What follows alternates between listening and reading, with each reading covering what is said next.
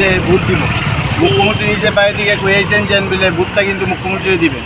সেই অনুযায়ী আমার মা উৎসাহিত যে উনি আমাদের বাড়িতে সেইভাবে মুখ্যমন্ত্রী প্রথমবারের মতো ভোট নেওয়ার জন্য আবেদন করছেন। ভোটটা অবশ্যই দিতে লাগবো, সেই কারণে আমার মার নিয়ে আমি ভোটটা দিতে আইছি। সেই ক্ষেত্রে আমি ভোটটা দিয়ে যখন বাইরে আইছি, আইয়া দেখলাম যে আমার গাড়িটার উপরে আঘাত করবে, আমার চাক্কা দুইটা পাংচার করে দিল। অথচ পুলিশ প্রশাসন এখানেই দাঁড়ানো, তার গাড়ির পাশেই দাঁড়ানো, অথচ পুলিশ প্রশাসনের কোনো খেয়ালদুল নেই। ওনারা যখন ডাকলাম ওনারা বললো যে না আমরা তো কিছু দেখছি না। এই কী করে এখানে সিসি ক্যামেরা সঙ্গেই রাখা আমার গাড়ি, পাশাপাশি পুলিশ প্রশাসন এখানে দাঁড়িয়েছিল। যেই নিয়ে এখন দেখে ওনারা কইলাম, ওনারা এখান থেকে আরও দূরে সরে গেলেন।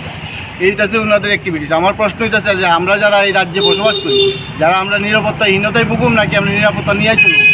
আমরা কি ব্যক্তি নিরাপত্তা নেই? আমি আমার ব্যক্তির স্বাধীনতা নেই? আমার গাড়িটা নিয়ে আমার মারি নিয়ে বৃদ্ধ মারি নিয়ে আইছি, বৃদ্ধ মারি নিয়ে আইছি, এরা আজকে আঘাতপ্রাপ্ত হইলাম, আমার গাড়িটার ভেঙে নিল।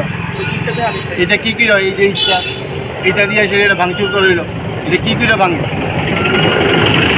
কী করে ভাঙে এইভাবে একটা বুথের সামনে এইভাবে সিসি ক্যামেরা লাগানো, পুলিশ প্রশাসন উপস্থিত, সেই জায়গাতে দাঁড়ানো অবস্থায় এই গাড়িটার উপর আঘাত কারণ হইল। আমি তো কোনো রাজনৈতিক দল করি না, আমার কোনো রাজনৈতিক সিম্বল নেই, আমি কোনো রাজনৈতিক দলের সঙ্গে মিছিলও হাঁটি না, বাট আমার উপরে কেন আঘাত ভাই? ব্যক্তিগত আক্রোশ থাকলে সামনাসামনি বল, আমি তাইলে জবাব পারলে দিব, না তো বা তোর যা করবি তাই আমি মেনে নিব। আজকে আমার গাড়িতে আঘাত করছে, কালকে হয়তো আমার ব্যক্তিগতভাবে আঘাত করতে পারে, তার নিরাপত্তা নেই। এখন নিরাপত্তাহীনতায় ভুগতেছি। আমার নিরাপত্তা যদি প্রশাসন থেকে দেয় তাহলে আমি হয়তো শান্তিতে বাঁচতে পারবো। আমার বৃদ্ধ মা কাঁপতে কাঁপতে বাড়িতে গেছেন, আমার মা ৭৯ বছরের মা কাঁপতে কাঁপতে উনি বাড়িতে গেছেন যে আমার ছেলের উপর আঘাত আইব, আমার ছেলের সম্পত্তির উপর আঘাত আইছে।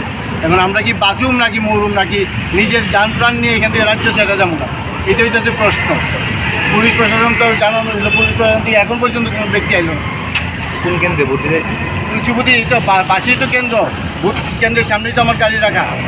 আমার নাম সুকেন্দু শাহ, কুঞ্চিপুতি ভোট কেন্দ্র। এই ভোট কেন্দ্রে আমার মারি নিয়ে ভোট দিতে আইছি। এসে আমি আজকে এই বিপদের সম্মুখীন হইলাম। আগামী দিনে আমার প্রাণেরও আঘাত আইতে পারে, প্রাণেরও আতঙ্কে আমি ভুগতে আছি। আমার মা তো উনি বৃদ্ধ মহিলা, হয়তো ওনার কী অবস্থা আমি জানি না। উনি বাড়িতে কাঁপতে কাঁপতে গেলেন, উনি কি আদৌ কি উনি সুস্থ আছেন কি অসুস্থ আছেন আমি কিছুই জানি না। উনি চিন্তিত।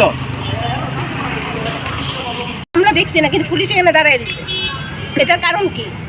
সুস্থ ইলেকশন, সুস্থ নির্বাচন কমিশনার চাইছে সুস্থ, এই নিয়ে সুস্থ ইলেকশন আমাদের ভোট দেবো আমরা, গণতন্ত্র অধিকার। এটা কি রাজনীতির?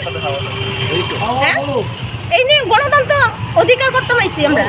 এই নিয়ে ভোট বাড়ি বাড়ি গিয়ে ভোট প্রচার করছে, ভোট তো সুস্থভাবে ভোট দিতাম। এই নিয়ে ভোট দেওয়ার আমরা এই নিয়ে অধিকার।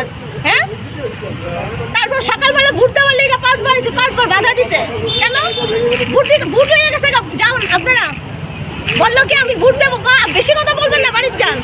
তারপর তারা নিয়ে আইসি ভোট দেওয়ার জন্যে, নেওয়ার পরে ভেঙে দেখি গাড়িটা ভাঙছে। হ্যাঁ, এই নিয়ে রাজনীতি, এই নিয়ে শান্তি সম্পত্তি। হ্যাঁ, বড় বড় টিভির সামনে বড় বড় লিকচার সারে শান্তিপূর্ণ ইলেকশন। কাছে ভোট চাইতে যাবে, ভোট দিবেন আমাদেরকে। খুব চিফ মিনিস্টার এলাকা, খুব চিফ মিনিস্টার নিজে গিয়েছেন বাড়িতে ভোট দেওয়ার জন্য।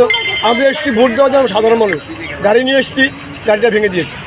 এ হচ্ছে আমরা কোন রাজ্যতে বাস করছি? গাড়িটা আমরা দেখতে পারো তো বলতে পারতাম কে ভেঙেছে, কে ভেঙেছে। পুলিশের সামনেতে ভেঙেছে। আমরা তো ভোট দিতে গিয়েছি, আমরা ভোটার, ভোট দিতে গিয়েছি, ভোট দিতে এসে দেখি গাড়িটা ভাঙা।